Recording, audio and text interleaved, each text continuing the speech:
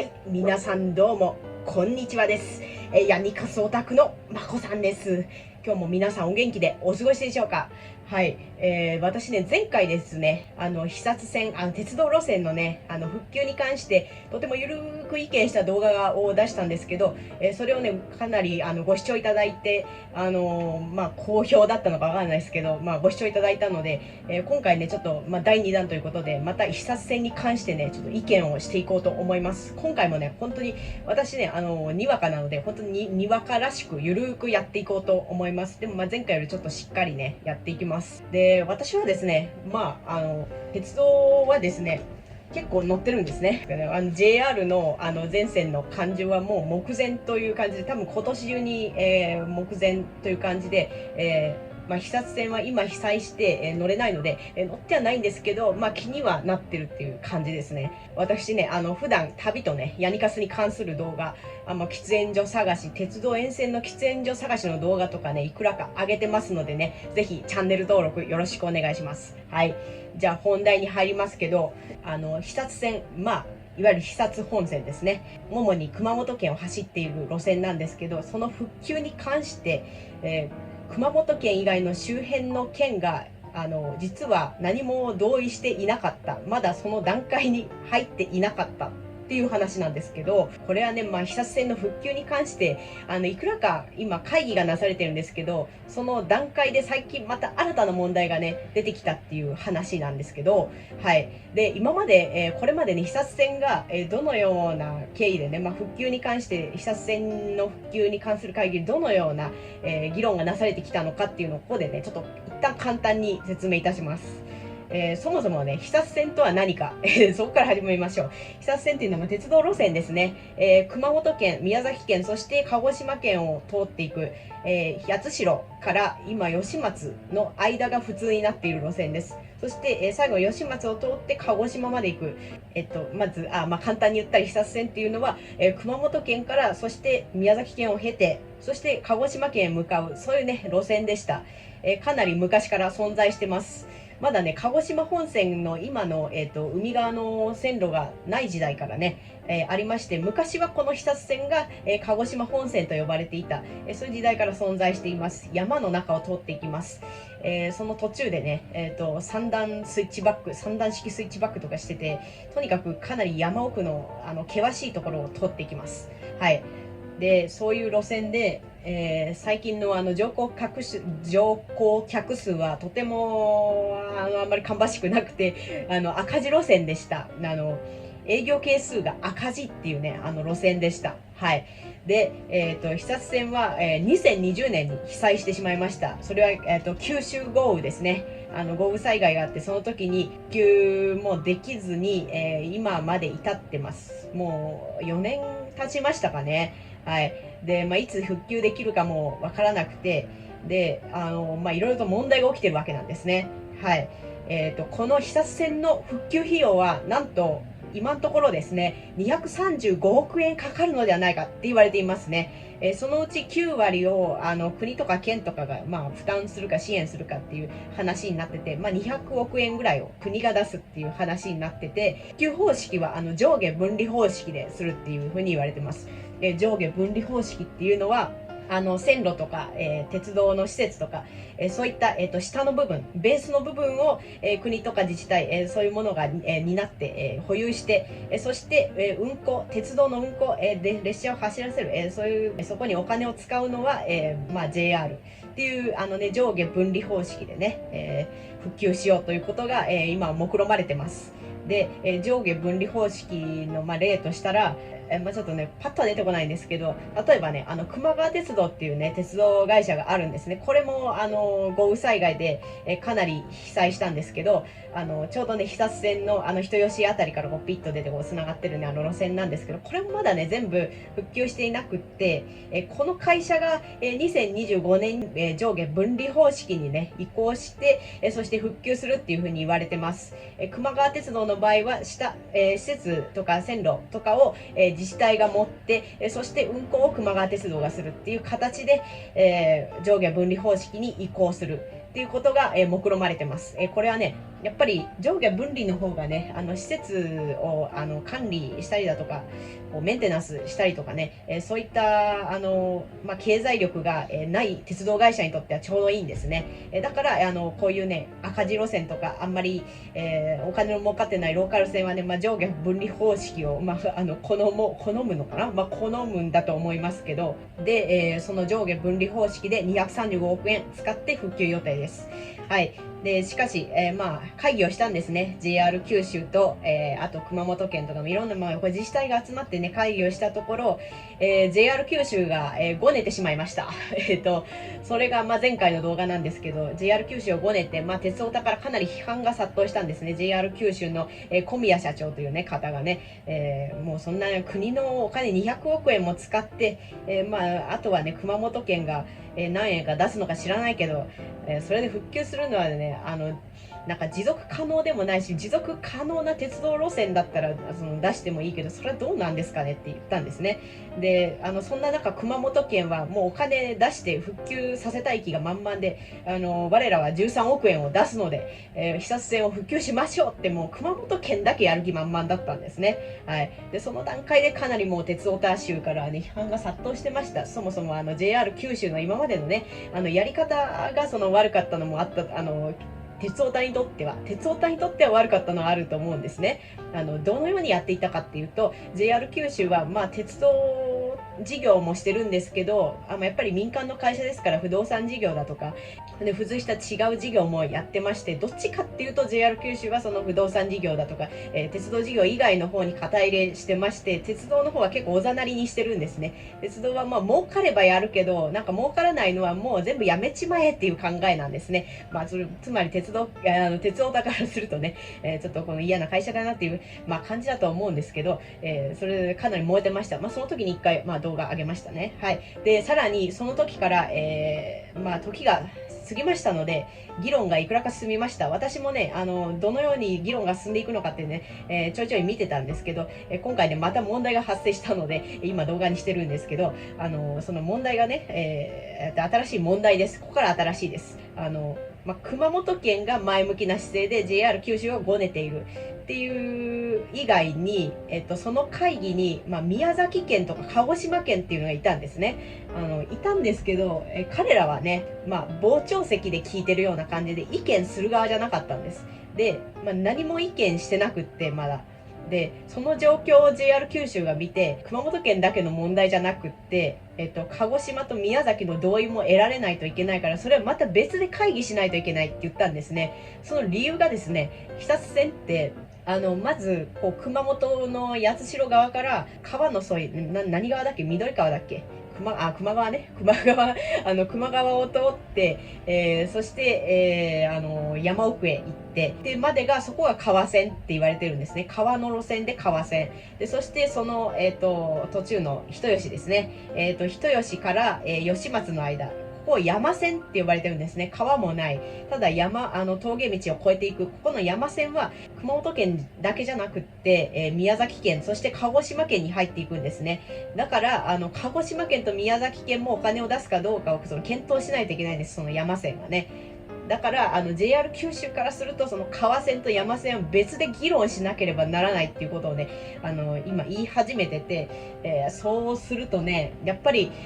熊本だけが前向きになってても、宮崎と鹿児島がもしなんか無視したりとかごねた場合、やっぱ復旧は難しいのかなっていう状況になってきたんですね。はい。はい。で、ちょっと全部話したかわかんないですけど、大体今ね、こういう感じです。で、これに関して、私の意見とか展望なんですけど、まずね、山線に関して、鹿児島県は置いといてね、鹿児島県はほとんど、鹿児島県に関しては、吉松から鹿児島駅まで、もう今そこは走ってて、その吉松から途中の、人吉に向かうまでの鹿児島の区間は今普通になってるんですね。そこもちょこっとなんです。鹿児島の問題とりあえず置いといて、宮崎が結構気になるんですね。で、宮崎県っていうのは、今多分肥薩線どころじゃないと思うんですよ。宮崎県は今何を主張してるかっていうと、鉄道に関して、新幹線が欲しい。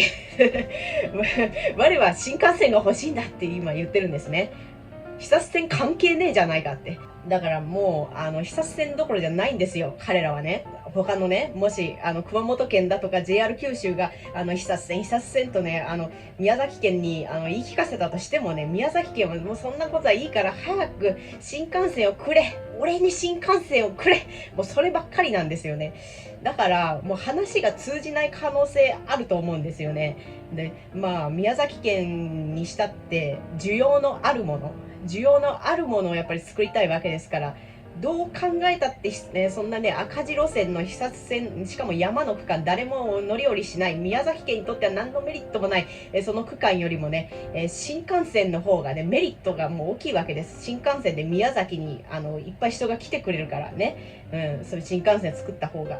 だからそのことばっかり頭がいっぱいだから、そもそも宮崎県が同意するかっていうのが怪しいかなって思います。そうすると、復旧は頓挫しちゃうんじゃないかなっていうふうに思います。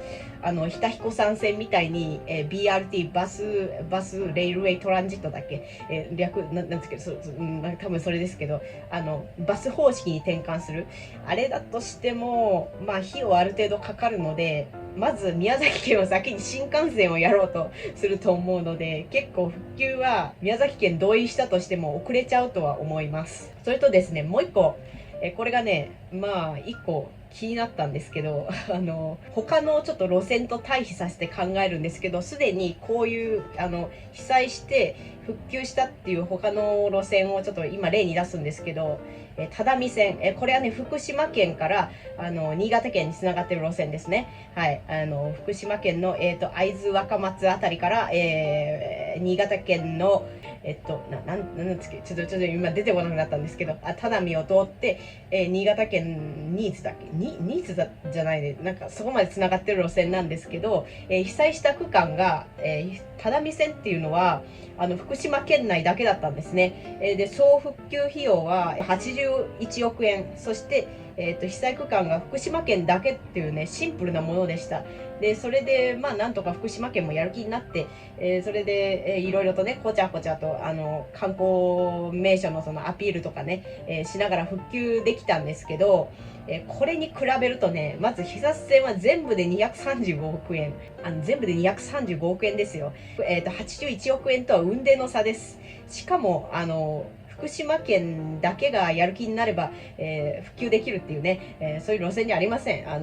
熊本県、宮崎県、鹿児島県もね、やる気にならないと、これダメな路線なんです。こう考えると、ちょっと人が、同意しなければならない人物が多いので、苦戦すると思います。本当にね、もうおいそれとはね、はいとは言えない額じゃないですか。総額235億円っていうのはね。それで今もうすでに、JR 九州がごねてるし、なんか、熊本が突っ走ってるしっていう、そういうあんまり良くない会議の状態になってる、それを見てる宮崎県、鹿児島県がどう思うかですよね。はい。で、そしてまあ、あわよくば意見がね、食い違ってしまえば、復旧はできないと思いますけど、熊本県がもう本当に突っ走った場合はね、熊本県の区間だけ仮に復旧した場合でもね、熊本県の人吉まで繋がったところでね、どうするんですかって感じですよね。人吉から引き返すのって感じですけど、まあ観光だったらそれでいいと思うんですけど、やっぱりね、ある程度そこから、まあ、鹿児島方面に行きたいっていう人にとってはね、まあ、そこから鹿児島方面につながっては欲しいとは思いますね。まあ多分それって鉄オタだけだと思うかもしれないんですけど、まあ今バスがあるからね、人吉から鹿児島に抜けるバスがあるからそれ使えばいいのとは思いますけど、でもやっぱりね、尻切れトンボにはならない方がいいと思うんですね。人吉まで繋がったとしても、まあそうなるっていうのと、繋がったとしても、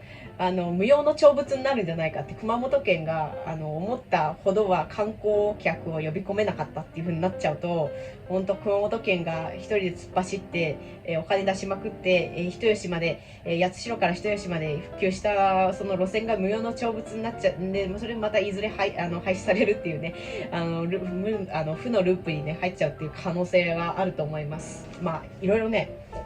お話ししましたけど、まとめますと現状で、